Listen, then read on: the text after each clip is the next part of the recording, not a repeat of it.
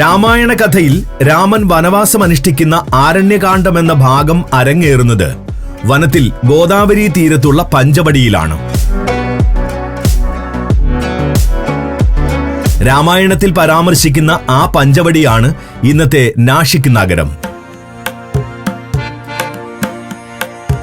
ശൂർപ്പണഖ സീതയെ ആക്രമിക്കാൻ ശ്രമിച്ചപ്പോൾ ലക്ഷ്മണൻ ശൂർപ്പണഖയുടെ നാസിക മുറിച്ച ഇടം എന്ന നിലയിൽ നാഷിക് എന്ന പേര് ലഭിച്ചു.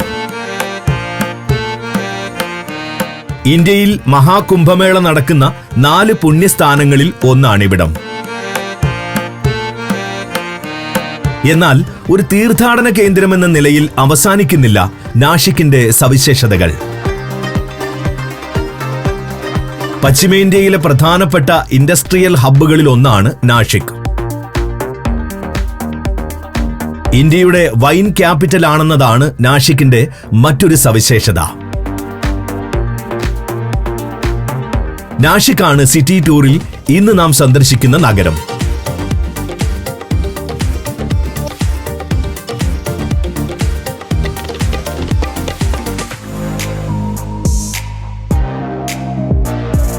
ഈ സിറ്റി ടൂറിൽ നാം എത്തുന്നത് നാഷിക് നഗരത്തിലെ പ്രധാനപ്പെട്ട 10 ഡെസ്റ്റിനേഷനുകളിലേക്കാണ്. ആദ്യം ഗംഗാപൂർ ഡാം, തുടർന്ന് ഗംഗാവാരെ ഗ്രാമം, പിന്നെ സുല വിൻയാർഡ്സ്, അടുത്തത് ആംലേവാടി കൾച്ചറൽ വില്ലേജ്, തുടർന്ന് ശ്രീ സോമേശ്വർ, പിന്നെ പഞ്ചവടി, അടുത്തത് നാഷിക് കേവ്സ്, തുടർന്ന് ഗാർഗോദി മ്യൂസിയം, അവിടെ നിന്നും ഗോണ്ടേശ്വർ മഹാദേവ ക്ഷേത്രം, അവസാനമായി ഹരിഹർ ഫോർട്ട്.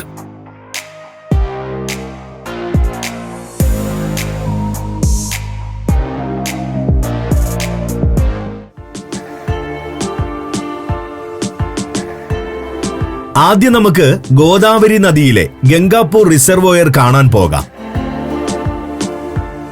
36 മീറ്റർ മാത്രം ഉയരമുള്ള എർത്ത് ഡാമാണിത്. ഈ എർത്ത് ഡാമിന് 4 കിലോമീറ്ററോളം നീളമുണ്ട്. ഗോദാവരി നദി വിശാലമായി പരന്നൊഴുകിയിരുന്ന പ്രദേശത്താണ് അണക്കെട്ട്. അതുകൊണ്ട് തന്നെ വിസ്തൃതമായ സംഭരണിയാണ് ഡാം നിർമ്മിച്ചപ്പോൾ രൂപം കൊണ്ടത്. ചിലയിടങ്ങളിൽ മറുകര കാണാൻ കഴിയാത്ത വിധം ജലാശയം പരന്നു കിടക്കുന്നു. നിരവധി വ്യൂ പോയിന്റുകൾ ഡാമിന് ചുറ്റുമായുണ്ട്.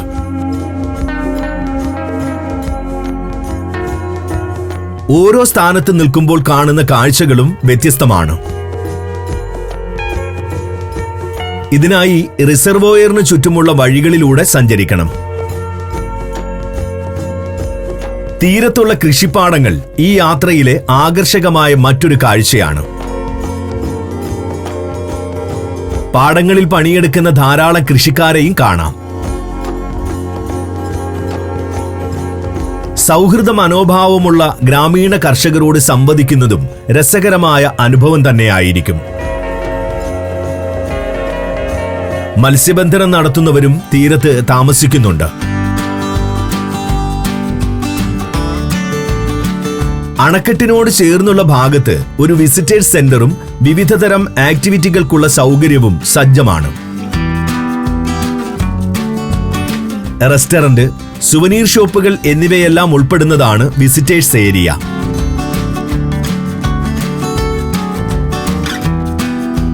ഡാമിൽ പലതരം ബോട്ടിംഗ് സർവീസുകൾ ഏർപ്പെടുത്തിയിട്ടുണ്ട്.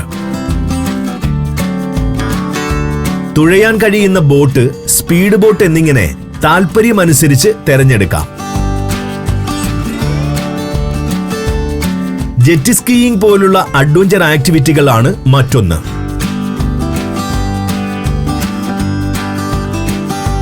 ഗംഗാപൂർ ഡാമിന്റെ പ്രധാന സവിശേഷത ഇവിടുത്തെ സൂര്യാസ്തമയ കാഴ്ചകളാണ്.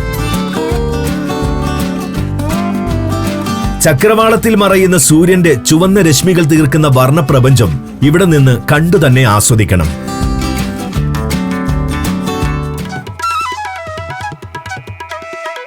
നാഷിക് നഗരത്തിനു ചുറ്റും ധാരാളം ഗ്രാമങ്ങളുണ്ട്. വലിയ കൃഷിയിടങ്ങൾക്കിടയിൽ 500 1000 ആളുകൾ പാർക്കുന്ന ചെറുഗ്രാമങ്ങൾ. അത്തരമൊരു ഗ്രാമത്തിലേക്കാണ് ഇനി നാം പോകുന്നത്. ഗംഗാവാരെ. ഗോദാവരി നദിയുടെ സമീപത്താണ് ഈ ഗ്രാമം. ചെറുകിട കൃഷിക്കാരോ കച്ചവടക്കാരോ ഒക്കെയാണ് ഇവിടുത്തെ ജനങ്ങളിൽ ഭൂരിഭാഗവും.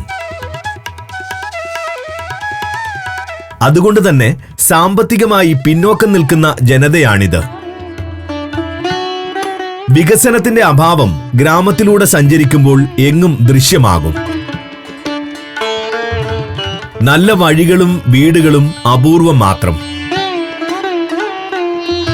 ഇടുങ്ങിയതും പൊടി നിറഞ്ഞതുമായ അവസ്ഥയിലാണ് വഴികൾ.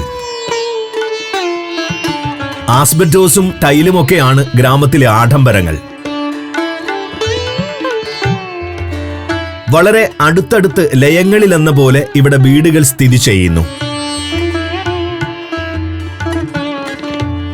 വഴിയരികിൽ നാട്ടുവിശേഷങ്ങൾ പറഞ്ഞിരിക്കുന്ന പ്രായമായവരെ എപ്പോഴും കാണാനാകും. അപരിചിതരാണെങ്കിലും സൗഹൃദത്തോടെ പെരുമാറാനും സഹായിക്കാനും ഇവർക്ക് മടിയില്ല. ഭാഷ വശമുണ്ടെങ്കിൽ ഗ്രാമത്തെപ്പറ്റി ജനങ്ങളോട് ചോദിച്ചറിയാം. മഹാരാഷ്ട്രയിലെ ഒരു ഉൾനാടൻ ഗ്രാമത്തിന്റെ തനത് ജീവിതവും സംസ്കാരവുമാണ് ഗംഗാവാരയിൽ കണ്ടറിയാനാവുക.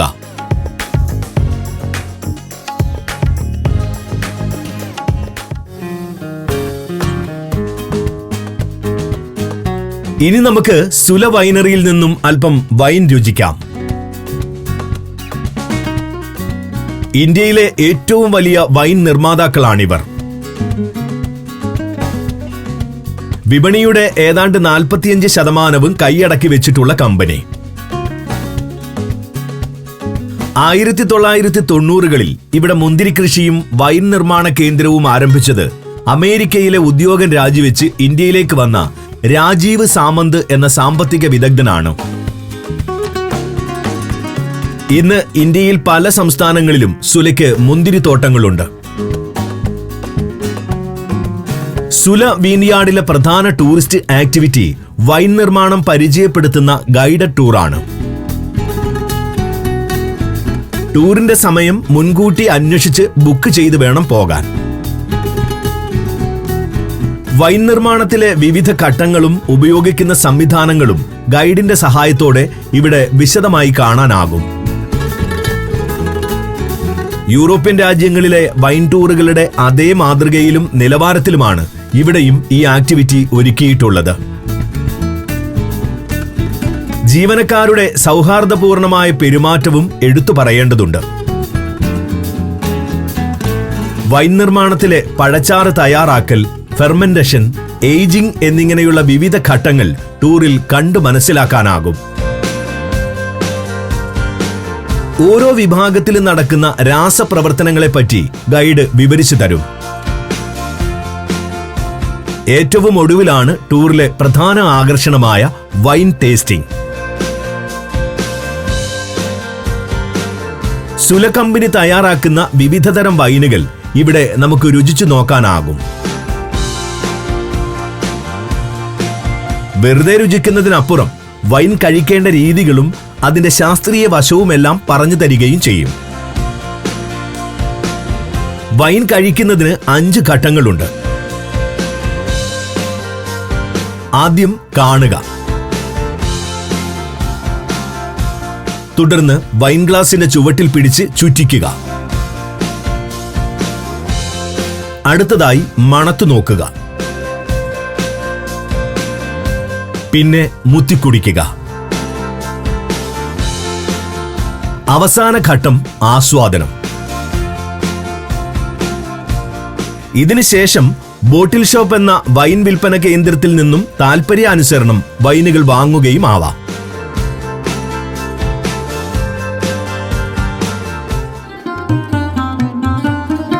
ഇനിയൊരു ആർട്ടിഫിഷ്യൽ കൾച്ചറൽ വില്ലേജിലേക്കാണ് പോകേണ്ടത്.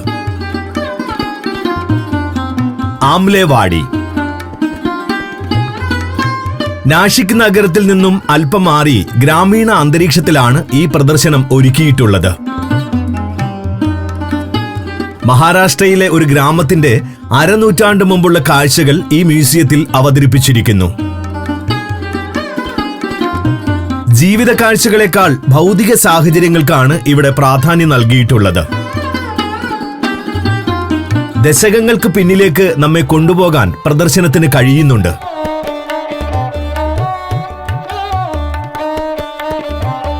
പ്രാദേശികമായ ആർക്കിടെക്ചർ ശൈലികൾ ഇവിടെ ഒരു കാഴ്ചയാണ്. പ്രമാണിമാരുടെ വീടുകൾ, സാധാരണക്കാരുടെ വീടുകൾ എന്നിവയൊക്കെ പ്രത്യേകം പണി കഴിപ്പിച്ചിട്ടുണ്ട്. കൂടാതെ കൽപ്പണി, ഇരുമ്പ് പണി എന്നു തുടങ്ങി പലതരം ജോലികൾ ചെയ്യുന്നവരുടെ തൊഴിലിടങ്ങൾ, പലചരക്ക് കടകൾ, പോസ്റ്റ് ഓഫീസ് എന്നിവയും തനത് രൂപത്തിൽ തന്നെ പണിതു വെച്ചിരിക്കുന്നു. ഓരോ തൊഴിൽ ചെയ്യുന്നവരുടെയും വേഷവിധാനങ്ങളിലും കാണാം ആ തനിമ.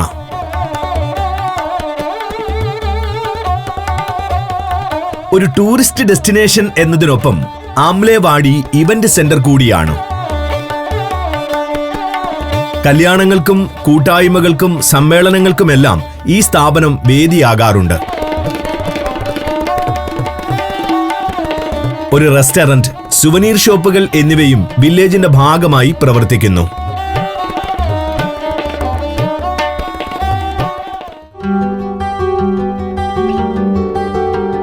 സോമേശ്വർ ക്ഷേത്രമാണ് ഇനി നമുക്ക് കാണേണ്ടത്.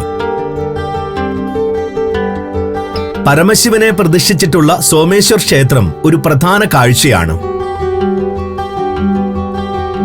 മറാത്ത ശൈലിയിൽ സവിശേഷമായ മകുടങ്ങളോടുകൂടിയ നിരവധി ശ്രീകോവിലുകൾ അടങ്ങുന്ന സമുച്ചയം. വൃക്ഷങ്ങൾ നിറഞ്ഞ വനസമാനമായ ഭൂപ്രകൃതിയിലാണ് ക്ഷേത്രങ്ങളുടെ സ്ഥാനം. വളരെ പഴക്കമുള്ള ക്ഷേത്രങ്ങൾ ഇപ്പോൾ നവീകരിച്ചിട്ടുണ്ട്. മാർബിളിൽ നിർമ്മിച്ച ശ്രീകോവിലിലാണ് ശിവനെ പ്രതിഷ്ഠിച്ചിട്ടുള്ളത്. പ്രധാന ക്ഷേത്രവും ഇതുതന്നെ. ക്ഷേത്രം കടന്ന് മുന്നോട്ട് ചെല്ലുമ്പോൾ ശാന്തമായി ഒഴുകുന്ന ഗോദാവരി നദി കാണാം. ഇവിടെ നദിക്ക് വീതി നന്നേ കുറവാണ്. പരിസരങ്ങൾ വൃത്തിയോടെ സംരക്ഷിച്ചിരിക്കുന്നുവെന്നത് പതിവ് ഉത്തരേന്ത്യൻ സാഹചര്യങ്ങളുമായി താരതമ്യം ചെയ്യുമ്പോൾ ഒരു വേറിട്ട അനുഭവമാകുന്നു. കൂടാതെ ആത്മീയത നിറഞ്ഞു നിൽക്കുന്ന അന്തരീക്ഷവും ആസ്വാദ്യകരമാണ്. നദിയിൽ ബോട്ടിംഗ് ആക്ടിവിറ്റി ഒരുക്കിയിട്ടുണ്ട്. മോട്ടോർ ബോട്ടുകളോ തുഴയുന്ന ബോട്ടുകളോ റൈഡിനായി തെരഞ്ഞെടുക്കാം. പലവിധ പലഹാരങ്ങൾ വിളമ്പുന്ന സ്റ്റാളുകളാണ് ക്ഷേത്രത്തിന്റെ മറ്റൊരു പ്രത്യേകത. ഗ്രാമങ്ങളിലും മറ്റും പ്രചാരമുള്ള തനി നാടൻ വിഭവങ്ങൾ ഇവിടെ ലഭ്യമാകും. Djibouti, Fiji, Lebanon, Ethiopia, Armenia. സഞ്ചാരം വോളിയം നമ്പർ 17. ഫുൾ HD-യിലുള്ള ഈ അപൂർവ ദൃശ്യയാത്രാ വിവരണ ശേഖരം സ്വന്തമാക്കാൻ സഞ്ചാരം എന്ന് SMS ചെയ്യൂ. ഫോൺ 9995 444 222.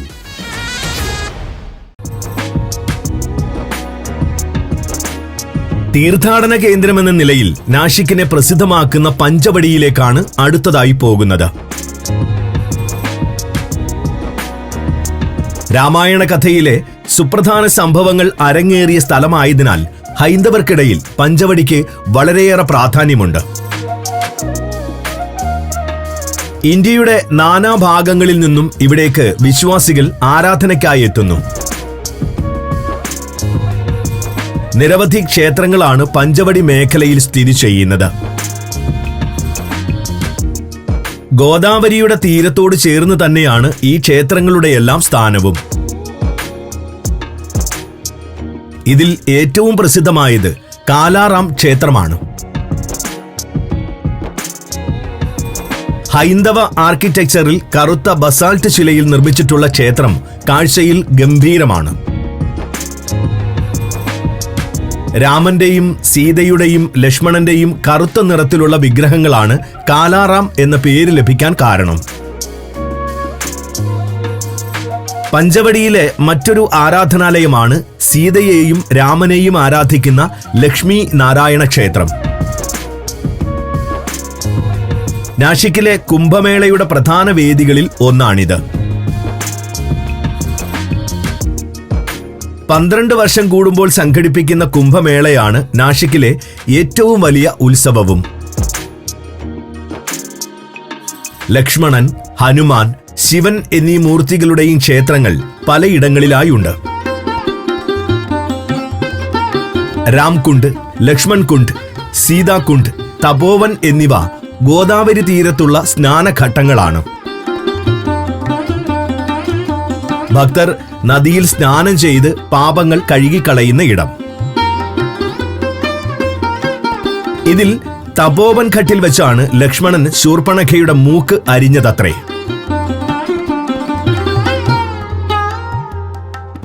അതിനുശേഷം രാവണന്റെ ആക്രമണം ഭയന്ന് രാമൻ സീതയെ ഒരു ഗുഹയിൽ ഒളിപ്പിച്ചു.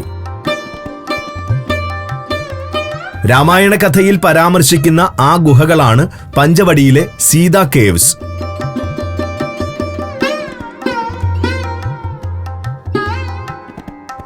അഞ്ച് ആൽമരങ്ങളായിരുന്നു രഹസ്യ ഗുഹയുടെ അടയാളം.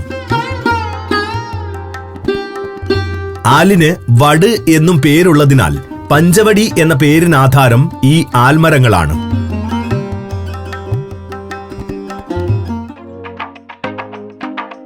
അടുത്തതായി നാശിക്കിന്റെ പുരാതന ചരിത്രം സംരക്ഷിക്കപ്പെട്ടിട്ടുള്ള ഒരു ഗുഹാസമുച്ചയം കാണാൻ പോകാം. നാശിക് കേവ്സ്. BC 1-ാം നൂറ്റാണ്ടിൽ ബുദ്ധമത ആരാധനയ്ക്ക് വേണ്ടിയാണ് ഈ ഗുഹകൾ പണികഴിപ്പിച്ചത്.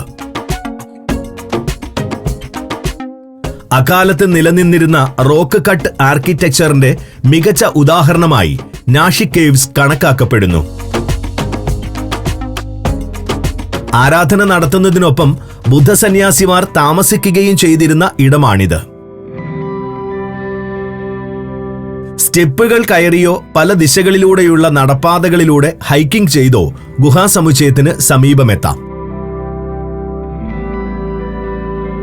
ഗൈഡ് കൂടെയുണ്ടെങ്കിൽ നാശിക്കിനെ പറ്റിയും ഈ പ്രദേശത്തെ പറ്റിയുമുള്ള കൂടുതൽ വിവരങ്ങൾ അറിയാനാകും. ചരിത്ര ഗവേഷണങ്ങളുമായി ബന്ധപ്പെട്ട് വിലപ്പെട്ട ഒട്ടേറെ വിവരങ്ങളാണ് ഗുഹകളിലെ ലിഖിതങ്ങളിൽ നിന്നും കണ്ടെത്തിയിട്ടുള്ളത്. സമുച്ചയത്തിലെ 2 ഗുഹകൾ ഇപ്പോഴും പൂർണ്ണ രൂപത്തിൽ നിലനിൽക്കുന്നുണ്ട്. ഇതിലൊന്നിൽ ഒരു ബുദ്ധസ്തൂപം സ്ഥിതി ചെയ്യുന്നു. മറ്റൊന്ന് സന്യാസിമാർ പ്രാർത്ഥന നടത്തിയിരുന്ന ഹാളാണ്. ഭിത്തിയിലും തൂണുകളിലും മറ്റും ഇന്നും അവശേഷിക്കുന്ന കൊത്തുപണികളും ശില്പങ്ങളുമെല്ലാം അത്രയധികം അറിയപ്പെടാത്ത നാശിക്കിന്റെ ഭൂതകാലം നമുക്ക് മുമ്പിൽ അവതരിപ്പിക്കുന്നു.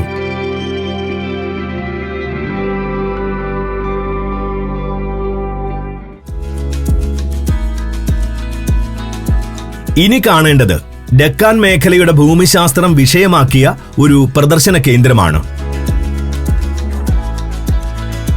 ഗാർഗോദി ജം മിനറൽ ആൻഡ് ഫോസിൽ മ്യൂസിയം. ശിലകളുടെയും ധാതുക്കളുടെയും പലതരം വകഭേദങ്ങളും വംശനാശം സംഭവിച്ച ജീവികളുടെ ഫോസിലുകളും ഇവിടെ പ്രദർശിപ്പിച്ചിരിക്കുന്നു.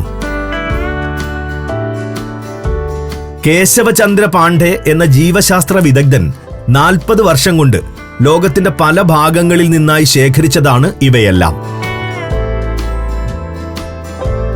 ഇന്ത്യയിലെ ശിലകൾ തന്നെയാണ് പ്രദർശനത്തിൽ ഭൂരിഭാഗവും. അതിൽ കൂടുതലും മഹാരാഷ്ട്രയിൽ നിന്നും ലഭിച്ചതും. അഗ്നിപർവ്വതജന്യമായ ഡെക്കാൻ പീഠഭൂമിയുടെ ഭാഗമായതിനാൽ മഹാരാഷ്ട്രയിൽ സവിശേഷയിന ശിലകളുടെയും ധാതുക്കളുടെയും സാന്നിധ്യം കൂടുതലാണ്. അതുകൊണ്ട് തന്നെ ഡെക്കാൻ ഗാലറി എന്നൊരു പ്രത്യേക വിഭാഗവും മ്യൂസിയത്തിലുണ്ട്. സിയോലൈറ്റ് വിഭാഗത്തിൽപ്പെടുന്ന മിനറൽ ക്രിസ്റ്റലുകളുടെ വലിയൊരു ശേഖരം പ്രദർശനത്തിൽ കാണാം. സവിശേഷമായ രൂപവും ഘടനയും നിറങ്ങളും കൊണ്ട് വ്യത്യസ്തമായ ശിലകളാണിവ. കാഴ്ചയിൽ അതിമനോഹരവും. ഫോസിൽ വിഭാഗത്തിൽ ഇന്ത്യയിൽ നിന്ന് ലഭിച്ച ഡൈനോസോർ ഫോസിലുകളാണുള്ളത്. ഏതാണ്ട് 6.5 കോടി വർഷം വരെ പഴക്കമുള്ളവ ഇതിൽ ഉൾപ്പെടുന്നു.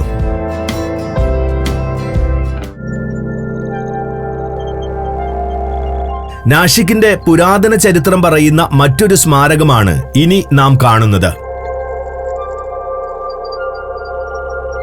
ഗോണ്ടേശ്വർ മഹാദേവ ക്ഷേത്രം.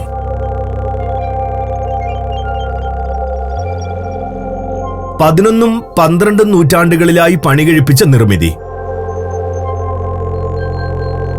അക്കാലത്ത് നാഷിക് ഉൾപ്പെടുന്ന മേഖല ഭരിച്ചിരുന്ന യാദവ വംശത്തിലെ രാജാക്കന്മാരാണ് ക്ഷേത്രം നിർമ്മിച്ചത്.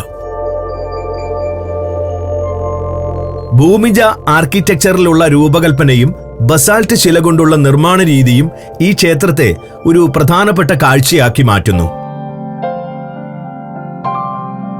1.5 മീറ്റർ ഉയരമുള്ള പ്ലാറ്റ്ഫോമിൽ പഞ്ചയാതന ലേഔട്ടിൽ തയ്യാറാക്കിയിട്ടുള്ള കോമ്പൗണ്ടിൽ 5 ശ്രീകോവിലുകളാണുള്ളത്. ഇതിൽ ഉയർന്ന ഗോപുരത്തോടുകൂടിയ പ്രധാന ശ്രീകോവിലിൽ ശിവനാണ് പ്രതിഷ്ഠ. മറ്റ് 4 ചെറിയ ശ്രീകോവിലുകളിലായി വിഷ്ണു, പാർവതി, സൂര്യൻ, ഗണപതി എന്നീ മൂർത്തികളെയും പ്രതിഷ്ഠിച്ചിരിക്കുന്നു. നന്ദിയെ പ്രതിഷ്ഠിച്ച ഒരു പവലിയനും മുഖ്യ ശ്രീകോവിലിനു മുന്നിൽ കാണാം. കൊത്തുപണികളാൽ സമ്പന്നമാണ് ക്ഷേത്ര സമുച്ചയത്തിലെ എല്ലാ നിർമ്മിതികളും.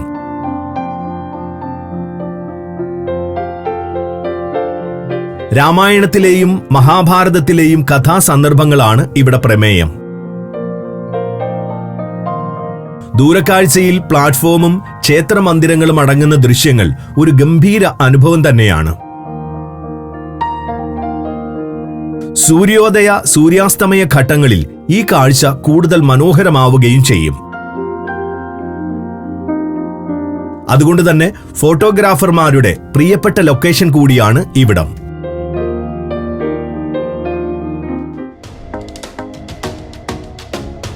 അവസാനമായി കാണേണ്ടത് സോഷ്യൽ മീഡിയയിലൂടെയും മറ്റും ലോകപ്രസിദ്ധിയാർജിച്ച ഒരു കോട്ടയാണ്. ഹരിഹർ ഫോർട്ട്.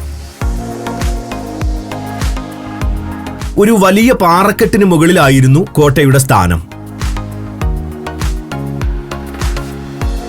സമീപത്തെ ഗോണ്ടഘട്ടിലൂടെയുള്ള ഗതാഗതം നിരീക്ഷിക്കാൻ യാദവ രാജാക്കന്മാരാണ് കോട്ട സ്ഥാപിച്ചത്. പിന്നീട് മുസ്ലിം ഭരണാധികാരികളും ഒടുവിൽ ബ്രിട്ടീഷുകാരും പിടിച്ചെടുത്ത കോട്ടയുടെ പ്രധാന ഭാഗങ്ങളെല്ലാം നശിപ്പിക്കപ്പെട്ടു. ധാന്യം സൂക്ഷിക്കാൻ ഉപയോഗിച്ചിരുന്ന ഒരു കെട്ടിടം മാത്രമേ ഇപ്പോൾ അവശേഷിക്കുന്നുള്ളൂ. സാഹസികമായ ട്രെക്കിംഗ് അനുഭവവും ടേബിൾ ടോപ്പ് പാറക്കെട്ടിന്റെ മുകളിൽ നിന്നുള്ള കാഴ്ചകളുമാണ് ഹരിഹർ ഫോർട്ടിന്റെ മുഖ്യ ആകർഷണം. നാഷിക്കിൽ നിന്നും 1 മണിക്കൂറോളം സഞ്ചരിച്ചാൽ കുന്നിന് സമീപത്തുള്ള ഗ്രാമത്തിലെത്താം. 2 വശങ്ങളിലായുള്ള നിർഗുഡ്പട, ഹർഷേവാടി എന്നീ ഗ്രാമങ്ങളിൽ ഏതിൽ നിന്ന് വേണമെങ്കിലും യാത്ര തുടങ്ങാം. കുറ്റിക്കാടുകളും പുൽമേടുകളും പിന്നിട്ട് പാറക്കെട്ടിന് താഴെ എത്തിക്കഴിഞ്ഞാൽ പിന്നെ 60 മീറ്ററോളം ഉയരത്തിലേക്ക് പാറക്കെട്ടിലെ പടവുകളിലൂടെ കയറണം. 80 ഡിഗ്രി ചെരിവിലുള്ള ഈ പടവുകളാണ് ഫോട്ടോകളിലൂടെയും മറ്റും പ്രസിദ്ധമായിട്ടുള്ളത്.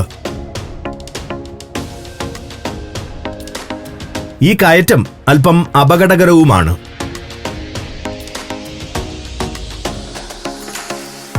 പാറക്കെട്ടിന്റെ വശങ്ങളിലൂടെയും ഇടുങ്ങിയ വഴികളിലൂടെയും നടന്ന് മുകളിലെത്താം. ടേബിൾ ടോപ്പ് പോലെ പരന്ന മുകൾ ഭാഗത്ത് നിരവധി വ്യൂ പോയിന്റുകളുണ്ട്. അതിമനോഹരമാണ് ഈ വ്യൂ പോയിന്റുകളിൽ നിന്നുള്ള കാഴ്ചകൾ. 1 മണിക്കൂറോളം ചിലവിട്ടാൽ മുകളിലെ കാഴ്ചകൾ മുഴുവൻ നമുക്ക് കണ്ടു തീർക്കാനാകും.